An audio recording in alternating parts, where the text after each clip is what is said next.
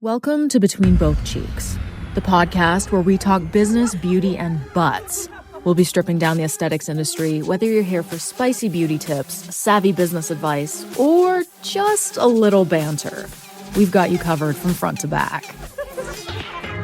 So pull up a cheek and get ready to discover what happens between both cheeks.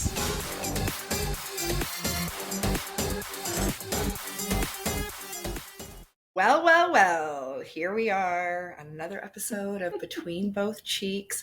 I have a voice now, you guys. How many weeks has it been since I literally have had like no voice or a raspy voice, or I've been sick? Oh my gosh. You've been struggling with that for I feel like almost a month. That's what happens when you travel the world. I know. Yeah. Well, I mean, it doesn't help that I've literally been out every single night since I landed. Every night. Yeah. Yeah. That too. Definitely don't feel my age. 3 hours of the morning, your body's like, I know.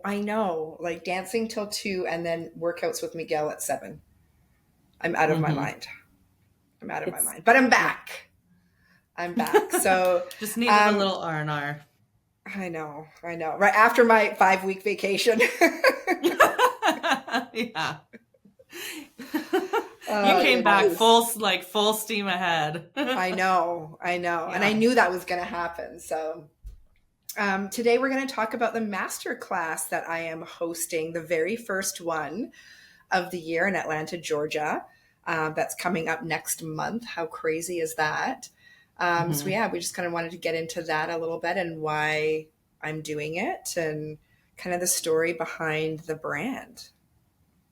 I think it's going to be such a good class because you have so much experience over the course of your entire career of so many different nuggets of wisdom that you can share with everybody. Thank you, Robin. Yeah. Thank you. you. If you guys missed the 2024 year-end goal setting podcast, go back and listen to that because that was really good too. So I'm sure that will be incorporated. Yeah. As well. Yeah. It is actually. Thank you, Rachel. I did that while I was in Thailand. Yeah, about goal setting and stuff, which I think is so important. I just had this conversation with a girlfriend of mine, and I think that all of us can get into a trap of, oh, this is really, really what I want, or this is a goal that I have for the year. But until they're written down, they're just ideas. They don't actually become goals until they're physically written down, paper to pen, looked at, broken apart, and then action steps that take you there to get there. I hate it when people say oh, you're so lucky. You've had this success because you're so lucky. I was like, really? Were you with me when I was sleeping in my car? Really? Right? Were you here in another country when I had no friends and no family, but I was trying to open up a business? No, it has nothing to do with luck. It's all perseverance and putting yourself out there and taking massive risks. Yeah. Massive risks. Yep. Yeah, and checking it's off the hard boxes. work. Yeah. Okay. So, the story behind how I started my businesses was that there was really no concept of a waxing bar in Canada. So I decided to create it myself. So I was the very first full-blown waxing salon and only bleaching bar in North America, if you will. I saw that there was an opportunity to open up in Vegas just with the sheer amount of entertainment here. It just made sense. And no one in the state of Nevada was doing anal bleaching. And I thought, what a missed opportunity. Why hasn't someone already done this? I thought that every single salon would be offering something like this or alluding to some sort of skin brightening service. And that was not happening. It happened in the recession. So I decided to leverage my condo that I had bought when I was 21 in a recession in the US and take money out of my condo and invest it in a country that I had no business doing business in. And what was wild, well, kind of at that time. And what was wild was you needed to invest all this money at that time. It was $250,000. You needed to invest that into the country that you wanted to go into to do business. You needed to submit a business plan. You needed to sign a lease. And then you would kind of get started with your build out and everything. once that starts, then you go in for your interview with like the border guards or the embassy, if you will. And I remember sitting outside of the embassy waiting to go in for my interview for my work visa. Now, mind you, everything has started in the background. So like I'm in a 5-year lease. My money is in the States in a business bank account. And now for 5 years. I'm waiting to see if this dude is going to grant me a work visa. And I remember standing outside, which is like full confidence. And a friend of mine called, who is a very, very successful entrepreneur himself, self-made, multimillionaire, older than me. And he's like, "What are you doing?" And I told him where I was and what I was doing. And he was like, "Wow, you're really something else. Like, I have never met anyone like you before." And I was like, "What do you mean by that?" And he was like, "I don't think you understand like what a huge risk this is."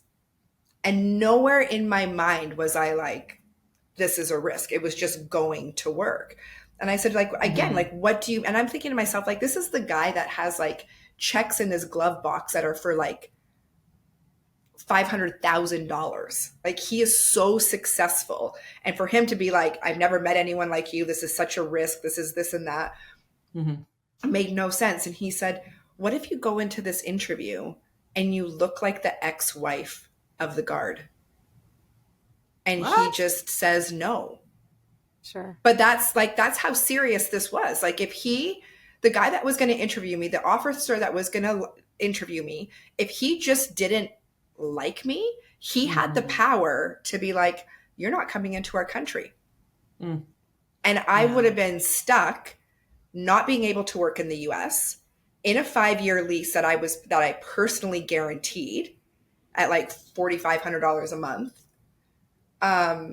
A build out, construction workers, like I would have been completely screwed. And it wasn't until that moment that I was like, "Oh my God, like what a huge But risk." yet you had to have all this lined up in order to even get approval. So that's how weird it is to like do business in another country. It's very backwards.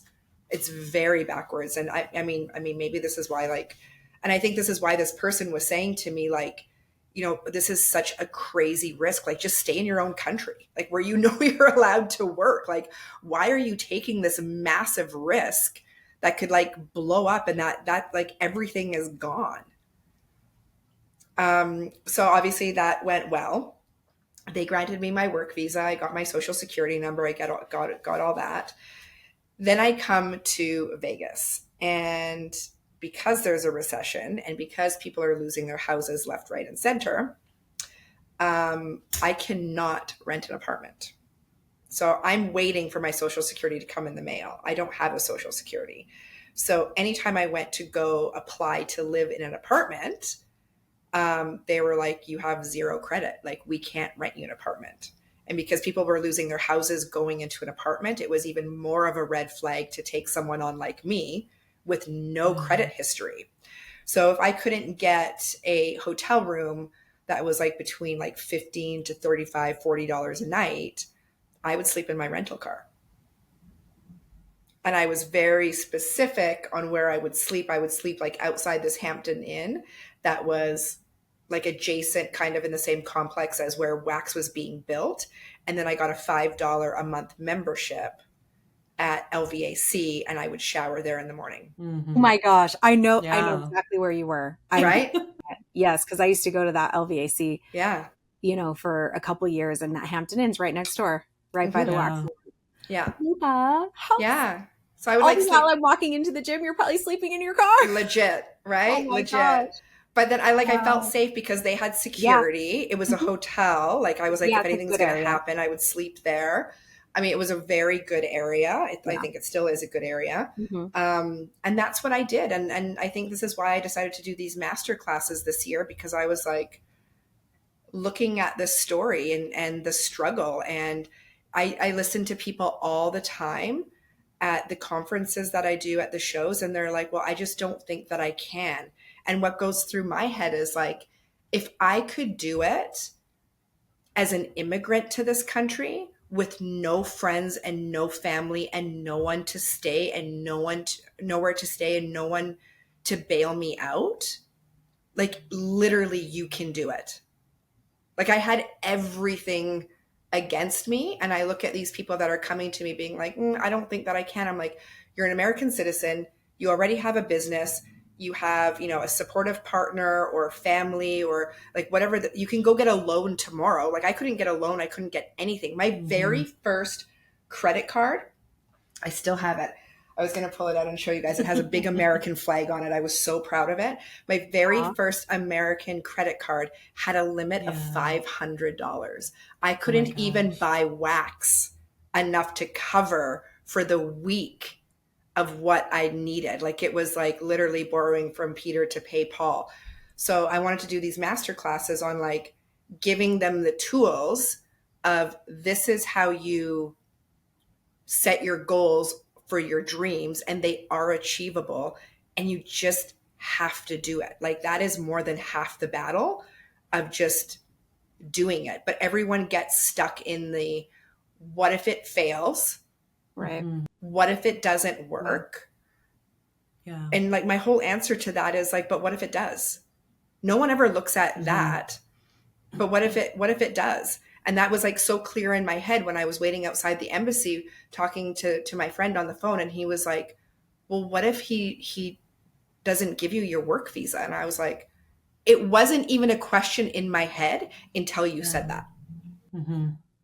Interesting. Well, That's fortune favors the bold for sure. Yes, And you you've have. been bold for sure. So you've definitely like had an amazing story from like the beginning all the way up until where you are now. And even like one of our Bright Babes, we see the same thing with her. Like she decided to go all out and make a bold choice. And now she's opening this beautiful salon suite. So I think that a lot of people get so caught up in judging themselves and listening to that inner voice that's saying, you can't do this, you can't do that, and it's interesting because I had a thought today and I caught myself in the way that I had thought of it was like a statement that I was saying to myself when actually it was a question. And I thought, no, that's not a statement. So don't believe that that's a statement or a truth about yourself. It's just a question that you're thinking. But then after you think of it as the question, you're like, well, I know that's not true because I believe in myself. So I think there's a major setback mentally for people who really kind of bring themselves down. And a lot of people who start businesses, that's literally like the first thing you have to do is just start. Like just start it instead of living in your mind thinking, what if this, what if that? And I talked to my husband about this. I call it the what if brain. And I get myself stuck in this rut sometimes of believing the what ifs in my life. And it's funny because I tell him when I start to get stuck in that headspace, I tell him like it's a little devil on my shoulder and I tell him to get the fuck out of here. Yeah. Like, I'm like, get the fuck out of my head. Because it's the devil trying to get into your mind and make you believe these things that aren't true about yourself. So, the fact that you, Luba, went through, even though you're hearing this, like, oh, you're so brave. I can't believe you're doing this. It's like, well, yeah, I am. And you did it. And I did. Here you are now. And you're about to teach a masterclass. Yeah. That's one of the coolest full circle moments in life. Yeah. And if I can help other people, like this is the biggest thing. Like if I could help other people achieve their goals, because I didn't have anyone that I could turn to for help. Like there wasn't a master class that I could watch. I definitely had mentors that I would go to and like ask questions, but then look at this one mentor that is so successful. He was like, what are you doing? Do you know what I mean? And I give this, I'm going to give a little piece of my master class away right now. But one of the biggest examples that I try to give people is to be mindful of the people that you tell your dreams to, because not only do you have your haters and the jealous people that don't want you to succeed, but you have the people that are trying to protect you, and they have their own beliefs on that they just don't think it's going to work because it wouldn't work for them. and they put their own mindset on you to protect you. So the best example that I have for this was when I was a kid. I mean, I could barely talk, and there was this pageant that I wanted to be in as a kid. Like I was going to be in this pageant in this small town. And when I became of age to actually run in this pageant, I told my mom in the kitchen that I've applied to, you know, be in this pageant, this and that. And she looked at me and she said, please don't run. Please don't run. And I remember being devastated in the moment, being like, I've wanted to do this since I was like 3 years old.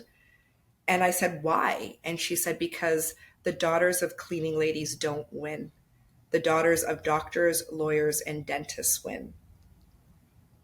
And it wasn't from a place of, you know, jealousy, or she didn't want the best for me. She didn't want to see me hurt.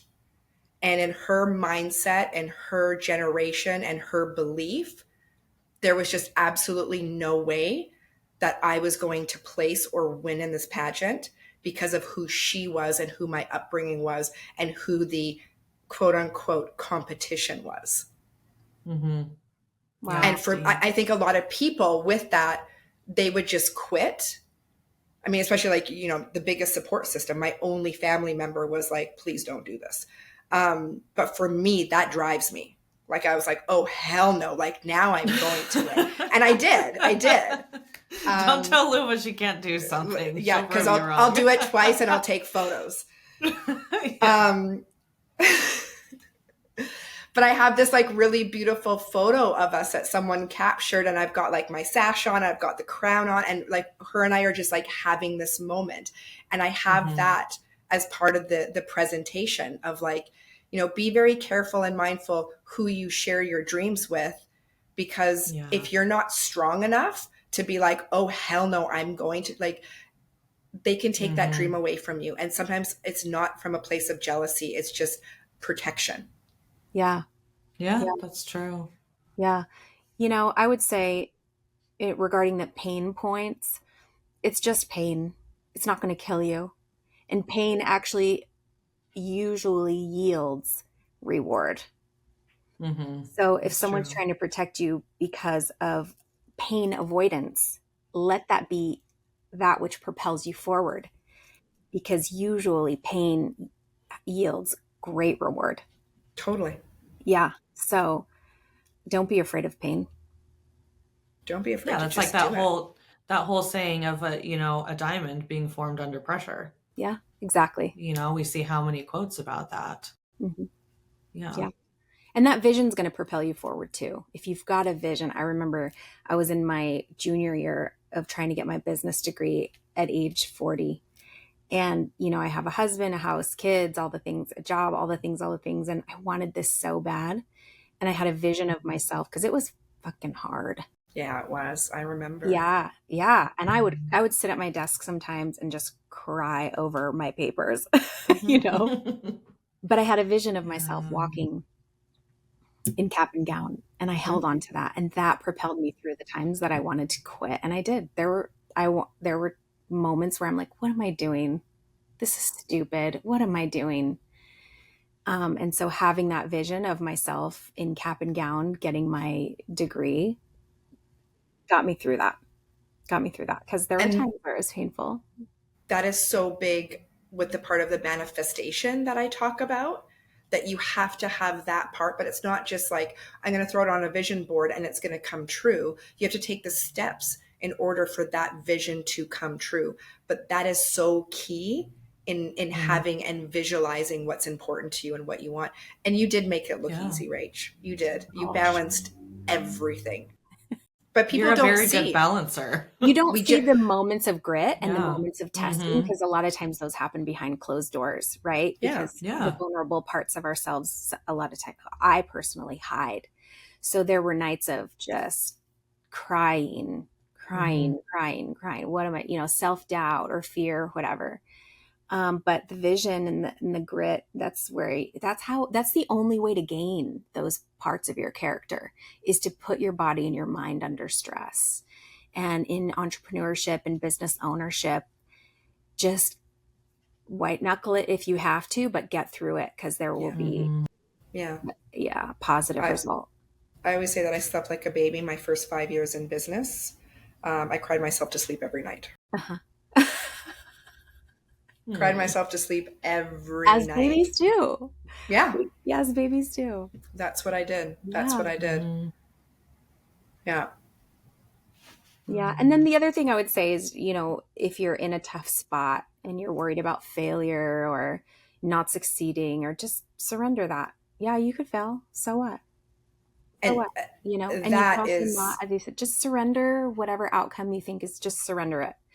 It takes the energy away from the fear, and it'll only give you positive energy to propel yourself forward to reach the finish line. Like, okay, and this is something that I had to learn, is that I used to say that my biggest fear was failure. And that's like such the wrong thing to say and the wrong thing to believe in, because you can learn so much from failure. And I've failed at a lot of things.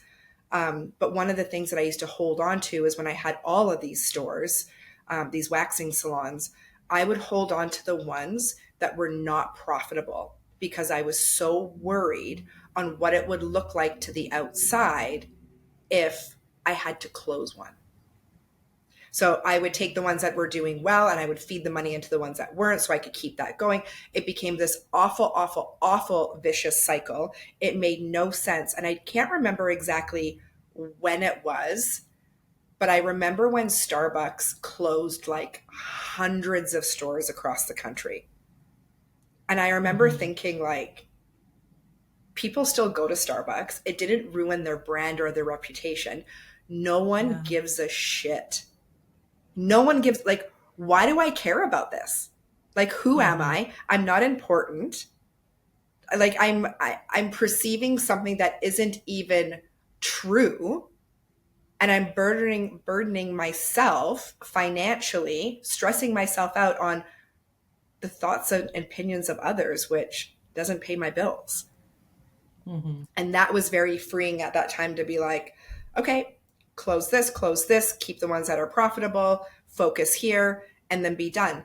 And then, moving into a point too of just selling all of the stores, and the other part is not getting emotional about the business. Because a lot of people still say to this day, I was out with someone last night and she was like, how do you feel that like the business is like gone? Like that you don't have it anymore. And I was like, it was a business decision. It's done. Like it's like people that get hooked on like their very first house and they can't sell their house because it's got sentiment. Like, no, like that, it does not matter. Yeah. Yeah, when you attach emotion to things like that and it has that sentimental value, you can really start to drown yourself. Yeah. When you have that emotional attachment. So knowing that, okay, this maybe really doesn't have that sentimental attachment because this thing over here isn't going to propel me to where I want to be over here. So you have to start cutting ties. And that's strategizing. That's another aspect of being a business owner that a lot of people maybe don't really think about when it comes to setting their goals and planning. You have to come up with a strategy and stick with your strategy. Yeah. It's just the age old saying, like, cut your losses. If it's not serving you anymore, cut it off. It's like, would you leave a dead branch on a tree? No. Exactly. It's taking water and research. Cut it off. Yeah. Cut it off. Yeah. Be done. Yeah. No one cares. Get rid of that dead branch. Yeah. No one cares. No one cares. Hey, there are businesses that have a number of dead branches. That's just, just well, and it's interesting that you bring that up, Luba, about Starbucks closing a lot of stores, because I feel like in the last 10 years, there are a lot of big box stores that have just been closing everywhere. Exactly. And the offset of that is because so many businesses are seeing that they can just go online, especially through the pandemic. How many businesses were like, oh, we don't need all of these locations. We don't need all of these office spaces. We can do all of this online. No emotional attachment. But sometimes when it's your business and your baby, there's the emotional attachment to it, which if I can teach you one thing, it's to keep that separate completely. Like it's a business. It's a business. Which brings me to the point of, everyone wants to be an entrepreneur and they think it's so glamorous and they think it's so easy. And the whole masterclass is really about taking yourself from being self-employed to CEO. And I always say that if you can't leave your business for a couple of weeks, at least, maybe 5, To Thailand? and your business doesn't make money, or you can't take a paycheck, you don't have a business, you have a job. And I think people need to like really wrap their heads around that, because there's all this like, I'm an entrepreneur, I'm a business owner. If you leave for 2 weeks, will you get paid? Yeah. This is the class on going from self-employment to CEO. This was me sitting at the front desk at Wax, working the reception desk. I needed to be there 7 days a week from open to close, and then after close so I could run payroll, do taxes, do all my QuickBooks. I wasn't a CEO. I had a job. Because if I wasn't there doing that, it wouldn't exist. Yeah, so big difference. I would say I remember days working at the wax bar, because when I was going to school, I worked at the wax bar. And I remember you being there in the evenings, and you'd come up to the front and you'd sit down, and here you are like going through different receipts, different things like that. And we'd sit down and like chit chat while I'm counting the register and going through everything. Luba was there. She was there so much, and, you know, doing this and doing that. And like, you were always doing things. So yeah, like it does look glamorous on the outside for people to imagine what being an entrepreneur looks like, but they don't see that you have to put in that work. Like just going and opening up a business doesn't mean that, oh, instantly you have other people that are going to run it perfectly, immaculately for you, because that's not true. You're still there working, you know, a 9 to 5. You're working 8 hours a day, 10 hours a day, 12 hours a day, still busting your ass to make sure that where you want your business to be is actually going to be there.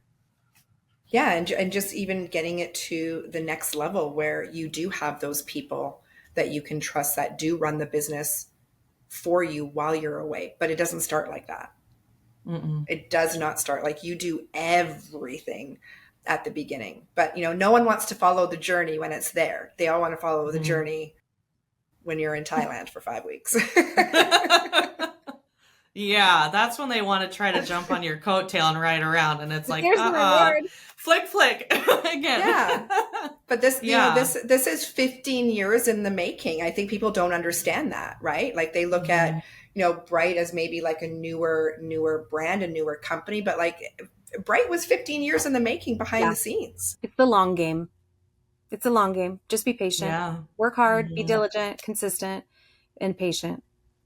You couldn't have said it better, Rachel. Like it is the long game for a business owner, 1000%. Yeah. Right. It's not about anything that is just going to make you money very quickly. It doesn't serve you, and it doesn't, it never works out. If you come from a place of like passion and people and before your profits, you will have a very successful business, but it doesn't start like that. Mm-hmm. Yep. Yeah.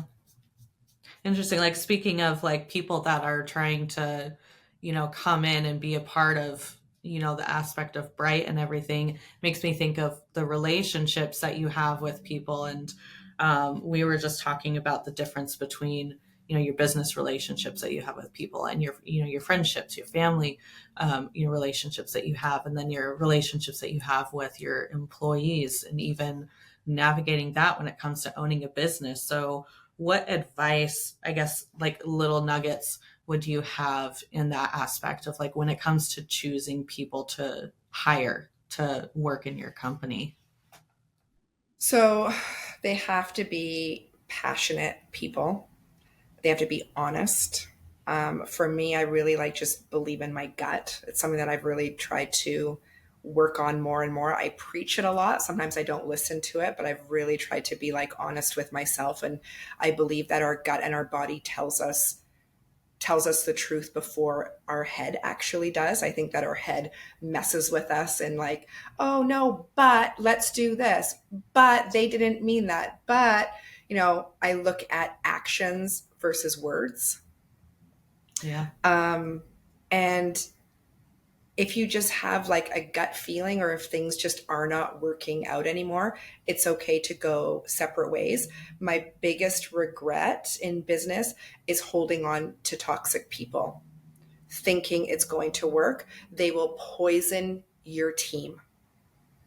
You spend 80% on the people that are toxic or the person that is toxic, while the 20% that is literally funding, growing, being passionate about your business, doing all the right things, they get 20%. They get shit on. They don't get any of the attention that they deserve. They don't get any of the praise or gratitude that they deserve, because you're here with the 80% dealing with this bullshit person that doesn't deserve any of your time. Cut your losses, be done. Yeah. And the sooner that you can do that, the cleaner it is, because the longer that you keep someone toxic in your life, the harder it is going to be to let go. And most of the time, the damage is already done. Yeah. Yeah. That's some pretty powerful stuff. So if people want to hear more about that, you definitely need to come to Luba's Masterclass. Yeah, I'm going to give it to you how it is. Hey. Right? I'm going to give it to you how it is. Hard truth. Yeah. It's so true. Like, it's so, like, just, and that's in general, like, not even business, but like friends. And I hear it all the time, like, well, I've been friends with them for 20 years. I can't. No, like, if they're toxic, be done, move on. It is okay to outgrow people. Yeah. Yes. And relationships may not even start off that way, business or personal. They could be amazing for a time. And then that can and will fizzle out. And you have to know when that season is over, and that's okay. Totally. And don't look for closure. Yeah. Don't look for closure. You don't need closure, people. Make your peace. Don't be unkind. Be honest and truthful, and then wish them well. Yep. Yeah. Inhale. Okay, Cardi B. Thank you for getting that reference. Yeah. Thank you for getting that reference.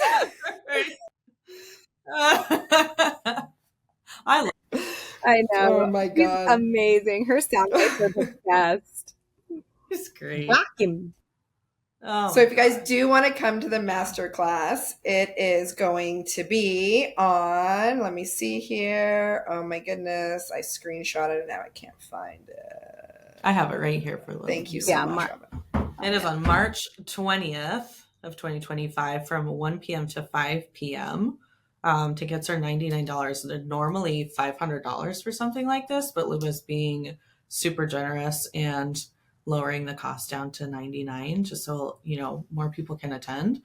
This is, like I was saying, like this is going to be a really awesome class if somebody wants to elevate themselves in their business and get to that next level. Luba's definitely the person to go and talk to and listen to about it. And this is also going to be in Atlanta, Georgia. Yeah. I'm an open book. Like, anything that I can do to help with my experience. You know, there's no gatekeeping with me. Yeah. It's real. It's raw. Anything that you want to ask, we're going to have open forum, like, discussion. This isn't about Bright and learning how to use the products and all of that. This is literally for any business owner, it could even be, you know, any industry. So if you just want to take your business to the next level, I'm happy to help. Yeah. And don't forget, everybody, Valentine's Day is coming up. So brighten your peach. Brighten your peach. Block your ex with a block sunscreen. Get rid of those toxic exes in your life. Block them. Stop watching them on social media. Your closest esthetician to freshen up. Legit. Yeah. Exactly. Good. Thanks for joining us, you guys. I can't wait to see you in Atlanta, and I can't wait to announce the next masterclass. I've got a special announcement about that, but we're going to dangle that little carrot. I love it. Thanks for joining. Bye.